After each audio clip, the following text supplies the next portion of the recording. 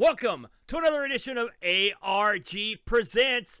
I'm your good buddy, your good pal, your personal friend, Amigo Aaron, joined by a man who gives a new definition to the term Punisher. I give you the Brent. Yes, I'm going to punish all of you. You've been punishing me since the show began. I can tell you that right now. Well before that, yeah, I assure that's you. true. That's true. So, if you joined us last week, Brent, we had a good turnout last week. And the week before. We're rolling, brother. If you turned out the last couple of weeks, we spun the wheel. We made the deal. And this week, Brent, we'll be playing games on BAM, the Capcom CPS 1.5 Dash play system. Brent, explain to the people what in God's name we're talking about.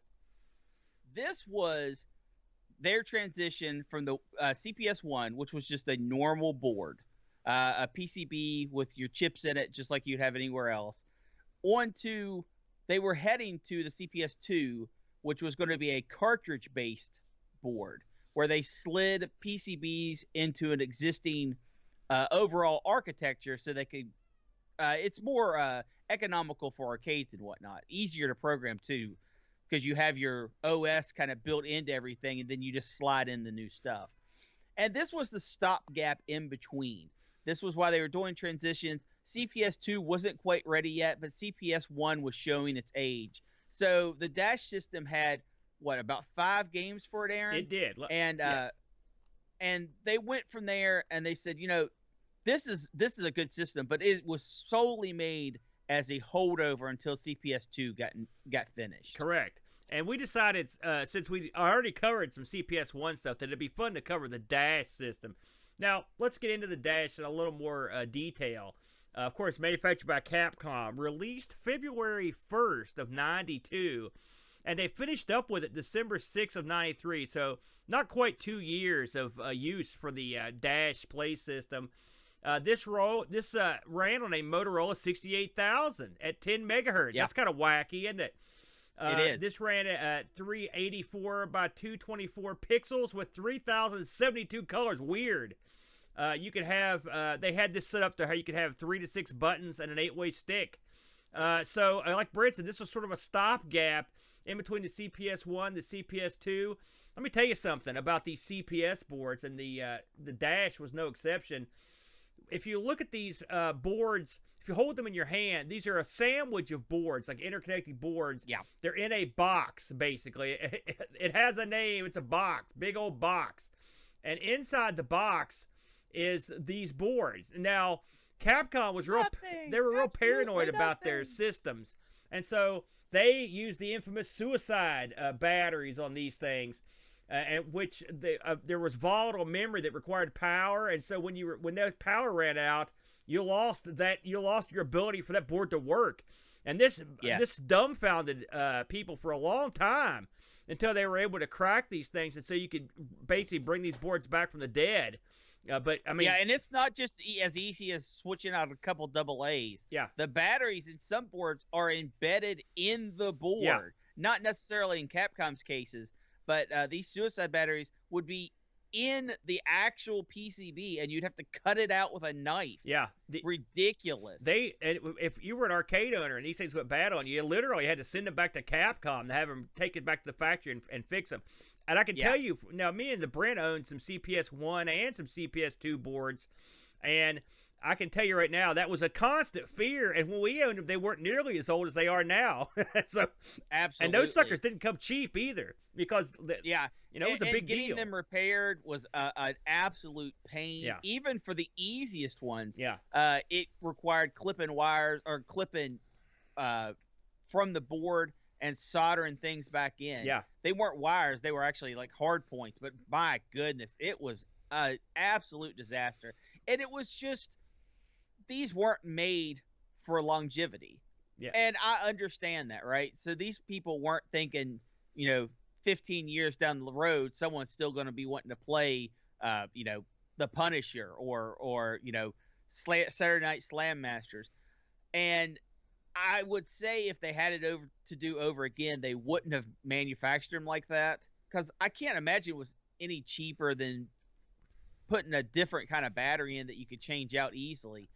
But holy cow, absolute nightmare for anyone wanting to maintain boards like this. I always wondered how the arcade owners felt knowing that they had a board that could go bad on them. I mean, because these things weren't cheap, like I said. If you had, now I'll grant you, a lot of times arcade owners would, back in the day, and this would, you're talking again, this is the early 90s. These boards would probably get shuffled in and out a lot, but still, if you're paying all this money for these boards, something you think you could always go back to, and you find out that all of a sudden that these things are going to have a date where they're going to no longer work, that would anger me as a arcader. This is one of the boards that we unloaded quick, wasn't it? Because we were paranoid. I don't know. I mean, if you had machines on site, there are different types of operators. There are operators that actually care about their machines, and that would probably be a concern. But the majority of operators are there to make a buck, and they know that 2 years down the line, this game's not going to be in a cabinet anyway. Well, yeah. They're going to be swapping it out for the new hotness. And so I doubt they necessarily cared much. It's not like a jukebox or even a pinball machine, although pinball machines have sort of the same problem, but in a different way, that you're going to keep forever and ever and still be making money off of it. Video games, man, arcades, if you can last a year in the arcade, you've got one of the best games ever. Yeah. So they knew it was an in and out type of thing. That's why when we covered Double Dragon last week and we heard that it was the #1 arcade game for 2 years in a row, that was stunning. That was a very rare occurrence. Incredibly stunning. So this game, Brent mentioned this there were only 5 Capcom Dash Play System releases. And we've actually covered one of them already, which was Cadillacs and Dinosaurs. We covered that in the Coin-Op video way back. It was the first dashboard game to come out. It came out in February of '92. It was followed by one of the games we'll be covering today, which is Warriors of Fate. Then that was followed by the Punisher. And then the last 2 games released were wrestling-based games. Saturday Night Slam Masters, which came out in July of '93. And then shortly thereafter, Muscle Bomber Duo Ultimate Tag Battle, which was a sort of a sequel or an extension of Saturday Night Slam Masters. It came out, and it was the last game to come out. It came out in December of '93. A lot of people are going to be surprised, Brent, that I didn't cover any of the wrestling games, given the fact that I'm a big wrestling fan. I'm going to address that right now. I don't like them. I never liked those games because they were a combination of like, remember the part in Final Fight where you fight that guy in the wrestling ring? They're sort of like that. They just basically take that sort of. I mean, it's not like it. They're more in depth than that. But it's not a wrestling game like WrestleFest, and it's not a Final Fight style game like say Final Fight. It's somewhere in the middle, and that place that it dwells stinks. I never liked that place.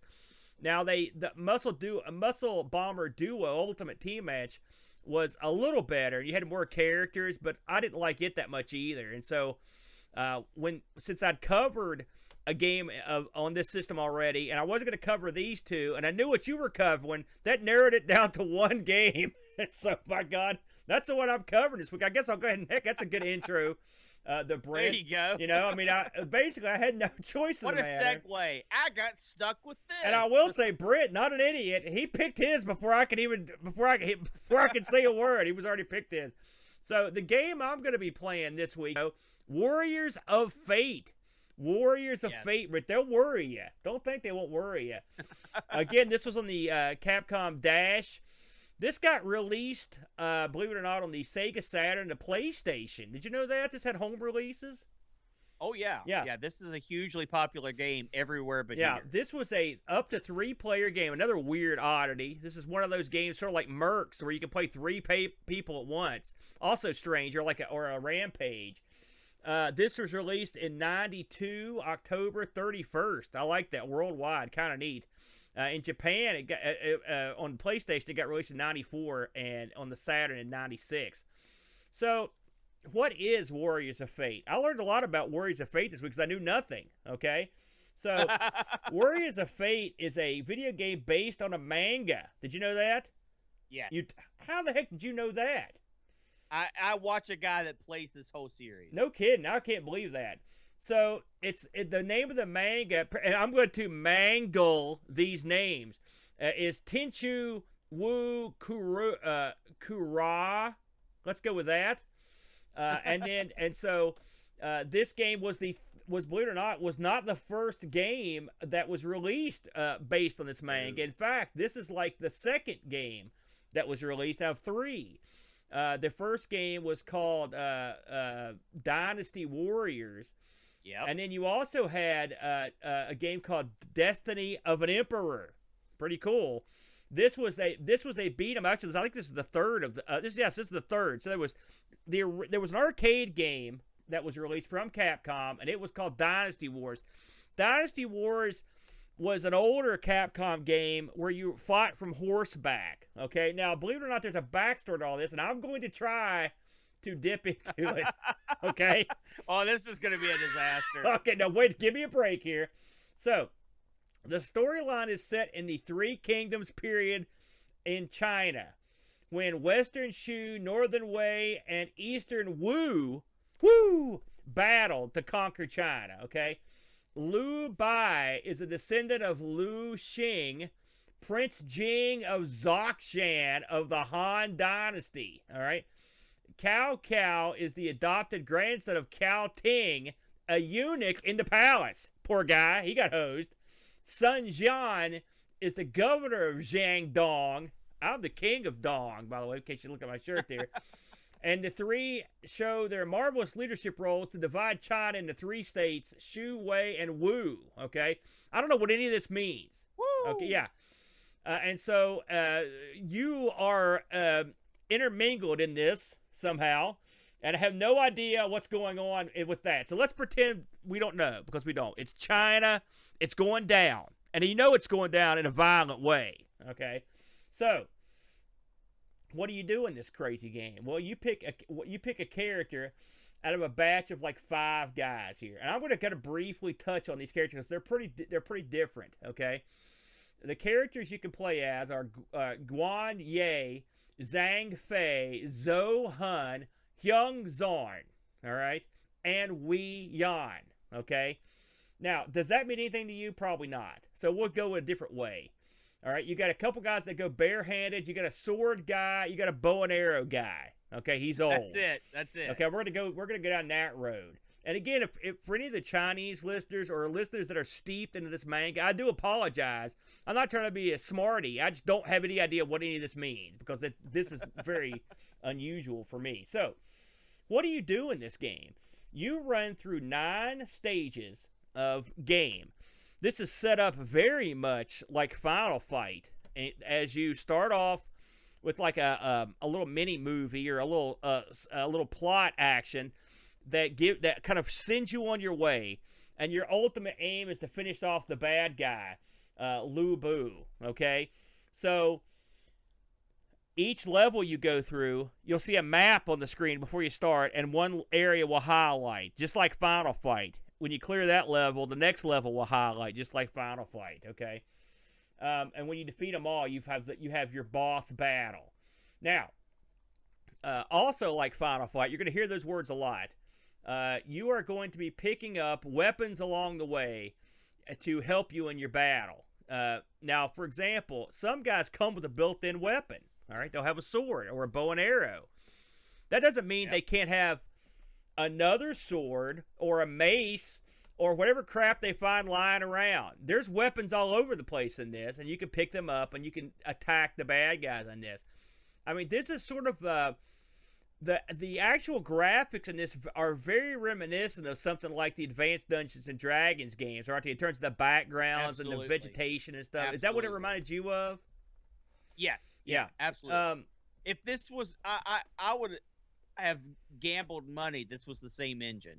It's not, at least not that I'm aware of, but yeah, I would have gambled it was the same engine. It is surprisingly not the same engine. I was kind of surprised by that too, if I'm honest, because it does look a lot like the graphical, and even your characters share a lot in common with the Dungeons and Dragons guy, not just because they're wearing weapons or wearing robes and stuff.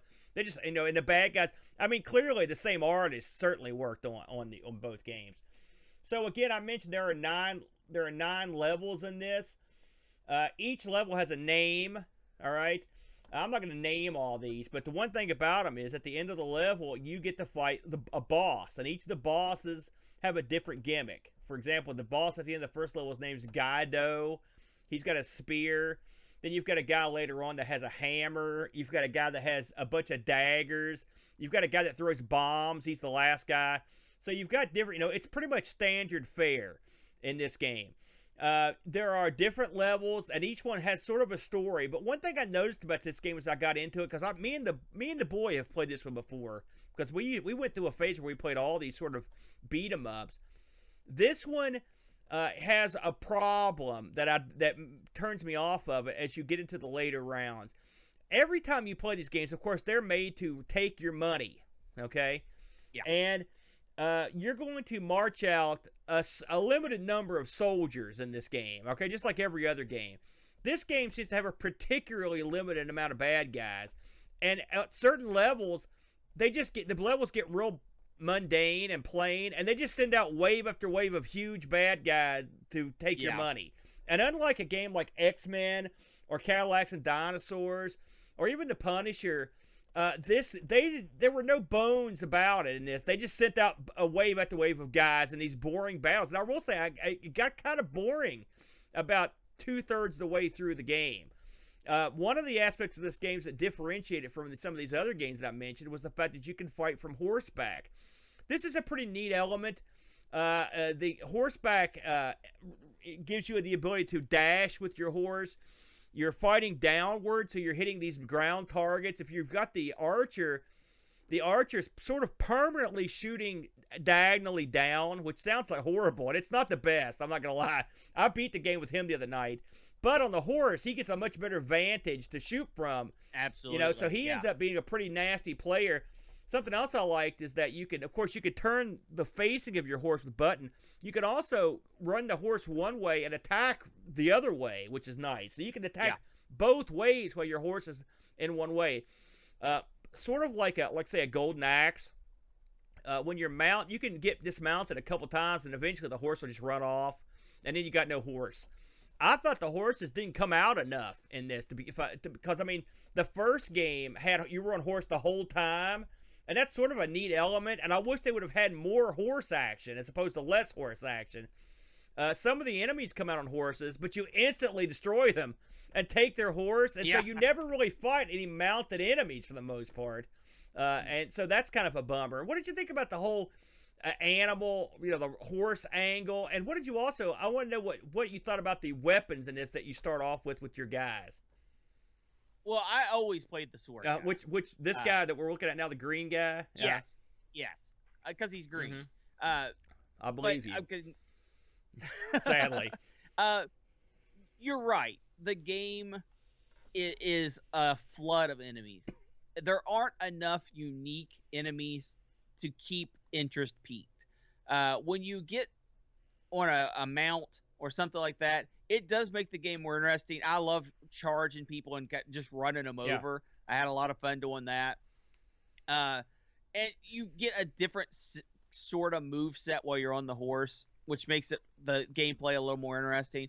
But when you get knocked off the horse, then it's bad times, because the horse makes you exceptionally powerful. Yeah, he helps a lot because you've got that. You're higher, and you've got the advantage. You've got a longer reach too, especially if you've got the archer. It really helps a lot with him, I think. So when you lose the horse, you're getting powered down, but there's still the exact same amount of enemies coming. And if you lose the horse early in a scene, holy cow, it's a long trog to the end.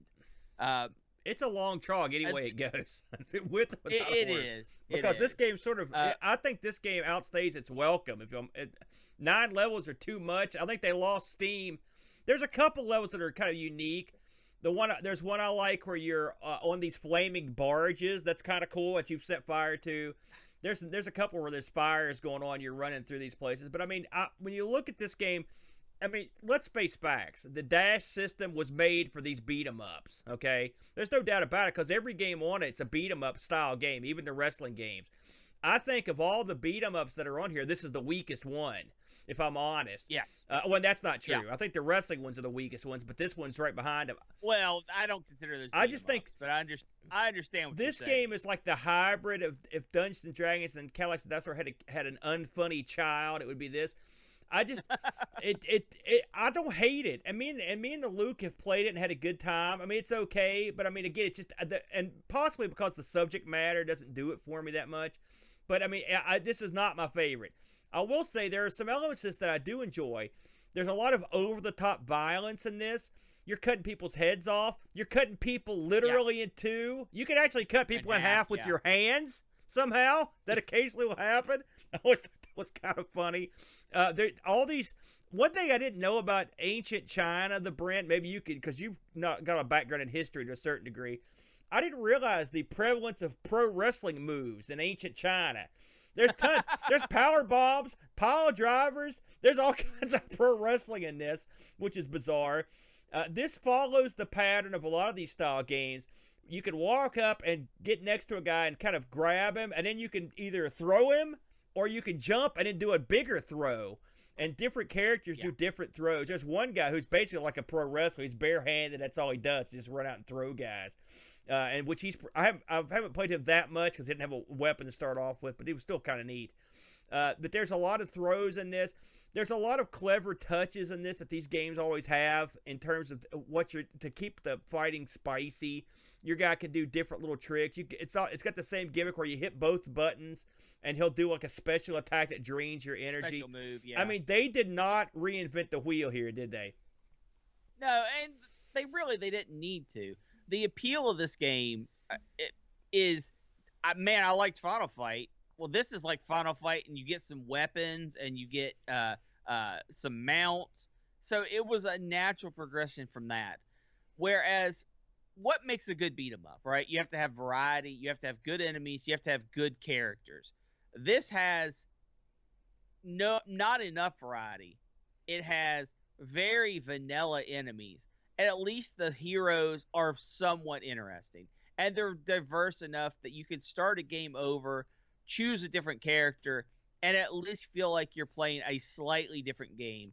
However, where it bogs down, like we said before, the enemies are just too same-ish, and you have to fight too many of them. There's some interesting cutscenes in this. There's one where your guys are like, oh, crap, they're killing the civilians, and it shows this mob of people running, and they've got bad guys are behind them just with spears, just stabbing them and killing them left and right. I thought that was pretty gruesome. One of the things you do in this is you're always trying to make your way to fight the final bad guy. I don't know. I'm going to spoiler alert, by the way. If you haven't played this to completion, I'm going to spoil it. So the whole game, you're trying to get to this bad guy, and he keeps throwing these other guys in front of you, and these guys are willing to die for this guy. Like, so they have devotion to him. You kind of start to feel bad. On the last level, I mean, there's one point where he sends out these 3 like gymnastic chicks to fight. You have to kill all them. Then you're fighting all these women, men. It doesn't matter. They all die under your sword. At the end, he brings out this strapping young blonde kid, this big strapping guy with some chicks to fight you, and you finally kill him.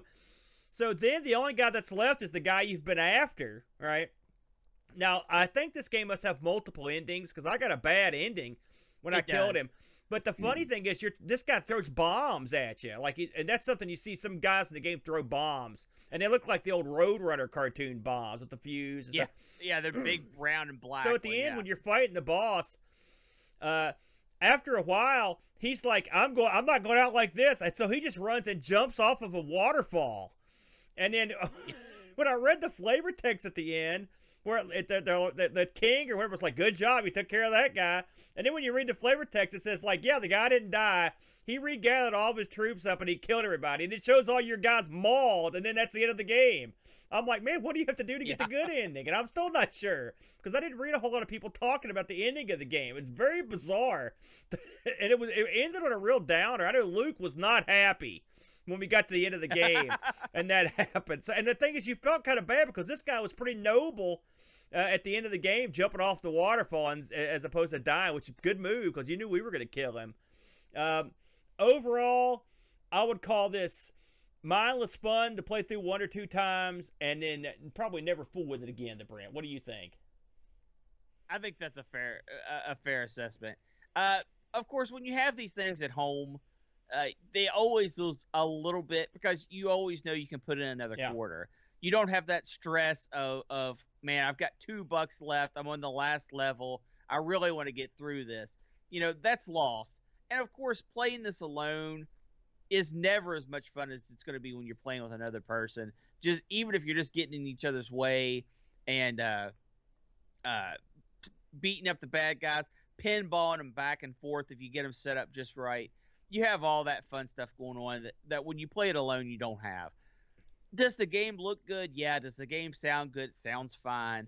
Does it play good? Sure. It plays like a beat 'em up. It just, for me, there are better beat 'em ups out there.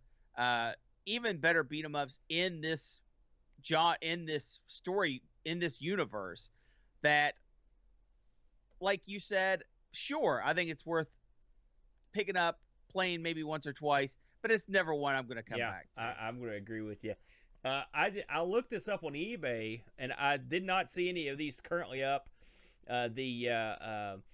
Everything goes for $1 million now, so I wouldn't expect to get this thing cheap if you can find it. But again, I wouldn't fool with the CPS dashboards even now, because there's still, even when those batteries die, even if it's been fixed, they're gonna, unless you get one that's been pre-modded, it's probably not worth fooling with, to be completely honest with you. Yeah. I got no reviews on the game this week, the Brent. So no one, which I can understand, that this is not one of the more popular Capcom CPS titles. Although, again, in Japan, this was a huge seller. In America, not so much. So there you go. That was Warriors of Fate. And it's fated to not know what's going on the entire time you're playing the game. So, with all that said, the Brent, you went a whole different direction, except the exact same direction in a lot of ways. Yeah, I was going to say, no, listen, I'm trying to build it up here. What did you pick this week? Well, we went from highbrow, deep storyline. That we pivoted completely. Now we're going to punish with the Punisher. Yes. Now, Aaron, before we get into the game proper, this is something I think you could do far better justice to than I can. Can you give us a little Punisher comic book background? Punisher wasn't one of my favorites, but in a nutshell, it was a guy called Frank Castle. Now, of course, things have been retconned out the nines, okay? But Frank Castle's family was like killed by the mob, I believe that's how it went. And so he ended up becoming a very, very dark vigilante style character. And he would go out and he loved going after the mob, for example, and crushing the mob. But eventually he ended up being so popular that he ended up sort of like a Daredevil character, a guy who did a lot of street level crime, but also would go play with the big boys occasionally. And amazingly, they put him in the New Avengers, which, boy, what? That makes no sense. No, and all the other characters, like, why would we put this guy in here? He's a piece of garbage. And Frank was like, no, I'm going to be great. It's like, no, you're not. A lot of crazy stuff happened in the Punisher. He died. He came back to life. He was an angel. There was a chick Punisher.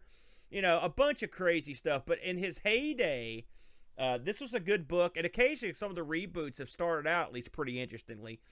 The other character in this, Nick Fury, he's a much more interesting character to talk about because he's been retconned about 30 times. Nick Fury was one of the Howling Commandos back in the old WW2 books. He was around forever. He was the leader of S.H.I.E.L.D. For the longest time, but he was also white. He's always been white. He looked just like Reed Richards with an eye patch. That's what he looked, exactly the same. From if you follow the Fantastic Four, Nick Fury was a no-nonsense, like cigar smoking, like hard to deal with ex-military jerk. He ran Jill with an iron fist. And so somewhere along the ways, he became Samuel L. Jackson. And now, much like the Kingpin, he switched ethnicity and totally changed in every way. Now he's sort of the smooth operating tough guy. But the original Nick Fury wasn't like that. And the fact that Nick is in this game is sort of an anomaly because he's not the guy that I would have picked to back up the Punisher, but he does fit quite nicely, so it was a pretty good choice. But he's an interesting cat on his own. And when you have a Punisher game, Aaron, who do you think the Punisher is going to go after? The mob. The mob, but who specifically in the mob? That's right. And that is what you are tasked with in the arcade version of Punisher. You are bringing down the mob, the crime lord, the Kingpin himself eventually, and you want to destroy his entire operation. This was a Capcom release back in 1993. Funny story, Aaron. This game was incredibly popular in the arcades. Really? And I mean top of the charts type of popular. Yeah, this was and stayed in the charts for a very long time. I guess that the fighting genre had its games just starting to come out this time. They hadn't really hit their peak, their Mortal Kombat 2s, so to say, and beat 'em ups could still bring in a few quarters. And this game, Aaron, brought in some quarters. Yeah, it was incredibly popular, top list when it came out for quite a while. I never knew that, but I know all my friends liked it, and so did I. It was because it was very different sort of beat 'em up, that's for sure. This is highly regarded as the best beat 'em up of all time. I don't agree with that. No, I don't either, but a lot of people do but feel that way. It's up there, that's for sure. And what makes this game so good? Because it keeps things interesting. Through all the levels, you go from hand-to-hand combat to gun combat, doing special moves, throwing grenades, picking up tons of different weapon types between swords or knives and bats and grenades and grenade launchers. And the locales continuously change. You start out in like a casino, and that's when you make it people aware that you're going after the kingpin. And then you're on the streets, and then you're in a bus, and you go underground, and the scenarios just keep changing, and it's fast-paced. You're never fighting enemies for very long in the same locale, and you fight a pretty decent array of enemies, which keeps the action really moving and smooth. On top of everything else, the game is remarkably fair, at least I feel. Usually you can go through this now, not on your first time, but people can go through this on one quarter on a regular basis. I've seen plenty of people do it. Yes. It all depends on how you play. If you are playing to complete the game using one quarter, you can do it. There are strategies to do it. And I don't mean just pick and move type things. It's just a fair game. If you get hit, it's because you were standing in the wrong place and you didn't realize the enemy's patterns. So I really respect it for that. Also, it's very generous on health pickups. There are usually enough hidden in the game that you won't stay full health, but you'll have health to work with. Of course, hit your buttons together. We'll do a grenade attack, which is pretty awesome. And it's for more than just the boss is going to kill me. I'm going to spam this attack a million times. It's useful to clear out hordes of enemies, which in most of these games, it's just when you're going to get hit, use it. But this, if you use it strategically, you can really advance farther in the game. You can play this 2-player simultaneous. One is Punisher, one is Nick Fury. I always play as Punisher just because he's usually on the first player stick, but it's easy to play Nick Fury if you want to just hit the second player stick. I appreciate that. They play the exact same, though. They have absolutely no differences between them. I would have liked to have seen at least a little something, but it's not the way it is. Aaron, have you have played through this game? Oh gosh, many times. Is this one that you put Luke through? Oh or yeah, no? Me and Luke have both played it. We played this one. This one is, I like this game. Now, I mean, you mentioned that it was considered one of the greatest beat 'em ups of all times. Well, I'll discuss that later, Yes. but it is darn good at what it does. One of the things it does differently than the game we just talked about is that, like you mentioned, it changes up stuff a lot. And also the fact that Frank Castle and Nick Fury can do hand-to-hand and weapons, that you can get guns. It makes a big difference, and it gives you some strategy.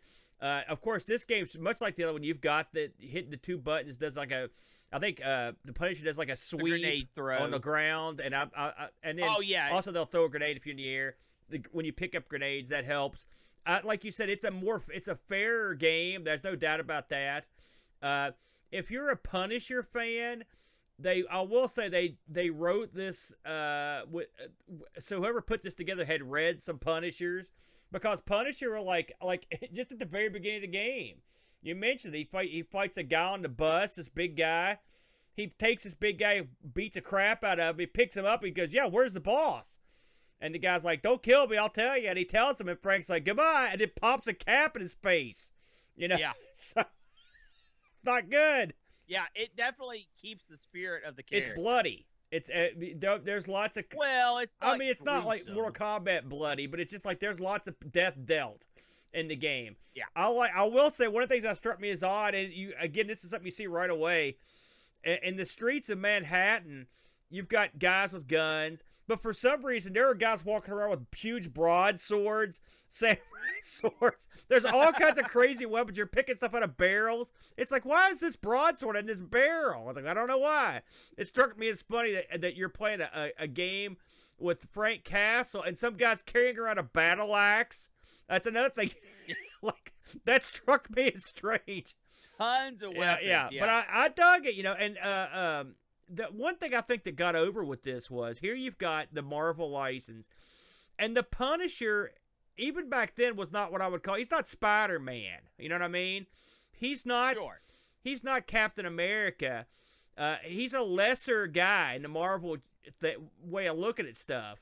And so, but doing a game dedicated to him was interesting, but you also get that vigilante flair to this that you don't get with a lot of other games where you're out there to cause carnage and destruction. You're not doing it because you were wronged or whatever. You just want to go crush a sucker. You're killing suckers. You're being cruel. You're setting people on fire, and chopping them up. And that's sort of the fun of it, to do this stuff. I mean, a lot of it it's your typical, beat 'em up. You go in the sewers, you go into guys' houses, you going down the streets, you're going. It's not like they reinvented the wheel on this one either. This one. No, I disagree. I think they had a lot of new concepts. You use what the weapons have X amount of uses, so you can't just carry a bat from one scene to the next, all the way through. I think it's unique that when the enemies have guns, that's when you pull out your gun. And otherwise, you fight a fair hand-to-hand combat or weapon-based combat for the most part throughout the entire game. You can't just pull out the gun whenever you want. I think things like that make it unique enough to say that, yeah, I think it did do some things for the first time that nothing else did. I will say, you have to put this in, I guess if you put it in the frame of reference of when it was released, you're right. This game reminds me, and I'm sure this is what happened. I think this game came along, and then I think this game was certainly in the mind of Capcom when they did the Alien vs. Predators game, which I think this has a lot in common with that. And I think, by the way, that's another really good one. That's a CPS2 game. That they took a lot of the concepts from this and put it in that and made it a lot of fun. I don't think, you got to think, this came out after Cadillacs and Dinosaurs, and Cadillacs and Dinosaurs did all this stuff. Yeah. And by the way, I think it's a better game. But no, I no do. I think it's a better game because there's a lot more unique with the dinosaurs. It gives you, the plot's a lot more unique than this.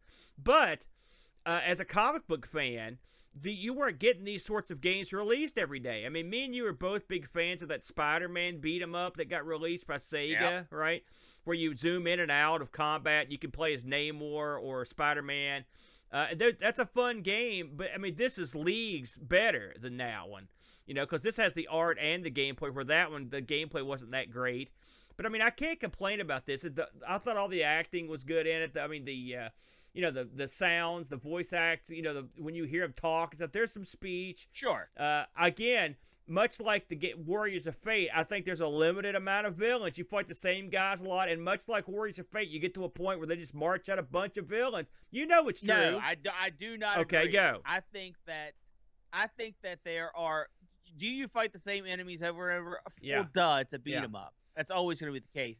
But I think that it keeps it fresh with the enemies that they parade out, because it never keeps you in the same location long enough for you to get bored. It's always ready to move you on to the next thing. You might beat up 24 guys, move on. 24 guys and a boss, move on. It's always keeping you moving, and I think that makes a tremendous difference. Unlike Warriors of Fate, where it keeps you in the same locale just over and over and over and over, and if you lose your power up, you're screwed. This game, you never feel screwed. You feel powerful from beginning to end, whether you have a weapon, whether you have your gun, whether you are have an item. It's always a good time. That's, I think, the huge difference, and I think that's what makes this game so much more appealing than something like Warriors of Fate to a casual crowd, is the game keeps going. From beginning to the end, it always giving you something new to play with, something new to pick up. I think it makes tremendous difference. Wish they would put in more Marvel established bad guys. I mean, really, I think Crossbones is... They probably didn't have the rights. I think Crossbones is in here, and if Kingpin... Well, they've got a couple. Why couldn't you have some more, you know? Yeah, they have a few. I would have liked to see some stuff like that. And, I mean, like I said, I like this game. I played this game a lot. I like the tone of it, but I don't think it's like huge leagues different than a lot of the other ones. And also, I think part of the reason you like it so much, and part of the reason we probably both like it more than Warriors of Fate, is the fact that, like, we know what the plot of this one is, and that goes a long way, because you know what's happening. When Warriors of Fate, didn't have much of a clue as to what was going on. But, I mean, I do think this is better than Warriors. I don't know, man. For me, I love it when I'm going down the street and I'm punching people, and then I see that first bad guy pull his gun, which I know what that means. I'm getting my sidearm out, and then it becomes a whole different atmosphere. I mean, you're shooting guys just as fast as you can hit the button, as fast as you can get your cursor over them, and you're just feeling awesome. It makes you feel powerful, and it's fun to do. And the bad guys all have guns too, so you have to get the ones that are getting ready to shoot you. That makes a big difference. Also, the weapons are so much more fun. Well, I mean, I'll admit they've got a better and more diverse set of weapons, and more of the missile weapons, obviously. So that does go a long way. Listen, I like it better than Warriors. I mean, they're very similar. I mean, that's all I'm saying there.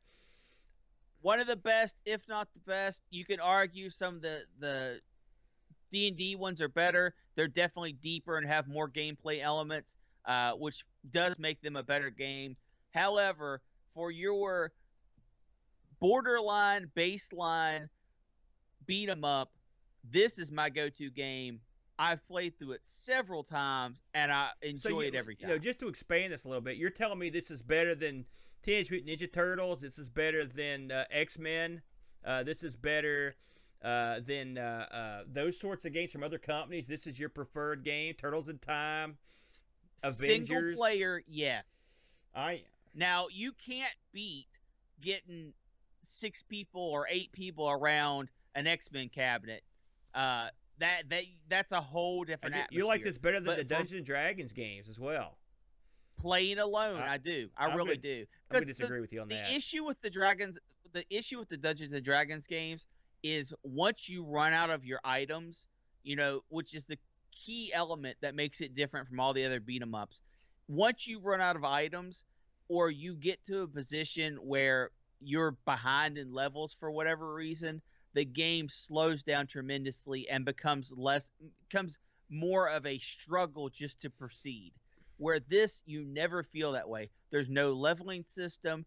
There's no getting stuck somewhere. It is all about kicking butt, beginning to end, fast-paced, high action. You know, we did get a review in on this to Brent. All right, let's hear it. They didn't look at mine, but look at yours. It says Pajako 6502. Well, your game was crap, so. It's not crap. Pajako writes, a great coin-munching, button-bashing game with nods to other Capcom games. Spot the Knight Armor and Lance from Ghosts and Goblins? Did you, Brent? A good array of weapons to dispatch enemies and plenty of level variety. Gameplay gets a bit samey, par for the course, though. The real appeal is knowing you have a limited supply of coins in your pocket, then sweating as the action heats up and the credits run low. Playing on free play takes the edge off, and you can spot the crunch points designed to kill you off and take your money. However, this is fun and worth your time to play if you haven't already. 8 out of 10.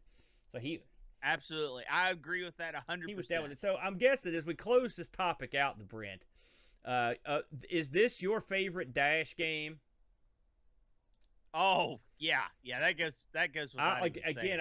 It's your favorite, No, too. it's not. My favorite of the Dash games is Cadillacs and Dinosaurs. But this is a close second. That's good, man, but I think no Cadillacs and Punisher. Dinosaurs a little more polished and a little more interesting. Oh, you're And also insane. the end boss and stuff is way better, and the plot's better. In fact, and the funny thing is I don't give a crap about the comic, but I like it more.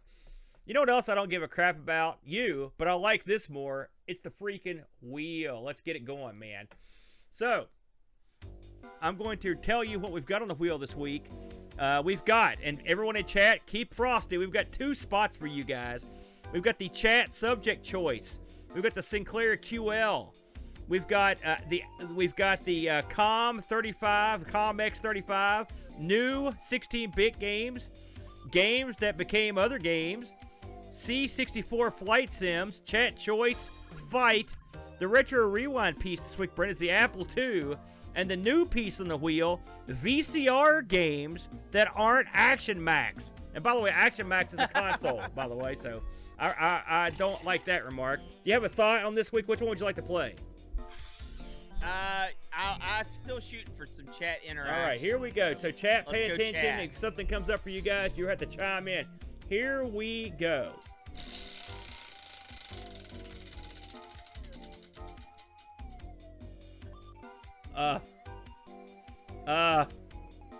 That's never happened before. It looks like the chat is gonna. Oh. I didn't do it. The C64 flight sims, Brent. Holy smokes, that's gonna be crazy. This was a request from Olaf Hope, who was here earlier. I'm not sure he's still around, but Olaf, you get your request, my friend. C64 flight sims. Well, Brent, I don't think either one of us have any experience in that department, do we?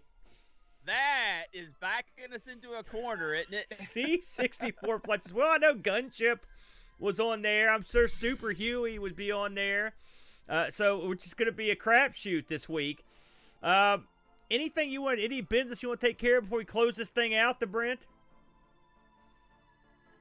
No, I'm business-like today, Very good. Aaron. I guess for our regular fans, or anyone that wants to join us at our regular time, we normally record live every Sunday morning, 10 a.m. EDT. Hope to see you there. There you go. Very good. And I want to thank everyone that showed up this week at the International Computer Club meeting. We had a good time, and it's up on the YouTube channel if you're interested in having a look. Brent, let's take this thing to the house. Thanks everybody for tuning in, and we will catch you guys on the flip side. Until next week, dash on. Thanks for joining us today. We really hope you enjoyed the show.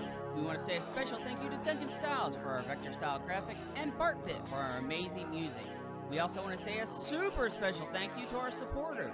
Rolo, Olive Hub, Terry Howard, Gary Heather, John Schaller, The Slow Norris, Frodo and L, Chris Foles, Mitsuyama, Jason Warnes, Rob, Black O'Hara, Andy Craig, Andy Jones, Kevin Bean, Jocko6502, Anthony Jarvis, Steve Rasmussen, Bernhard Lucas, Dave Velociraptor, Graham W. Vetke, Roshi, Mr. B, David Terrence, Super Tech Boy, Oram, Sundown, Texas Foosballer, Airshot, Retroalgy, John Deckman, Jerry Dennington, and Z9K9. Would you like to become a supporter for as little as $1 a month?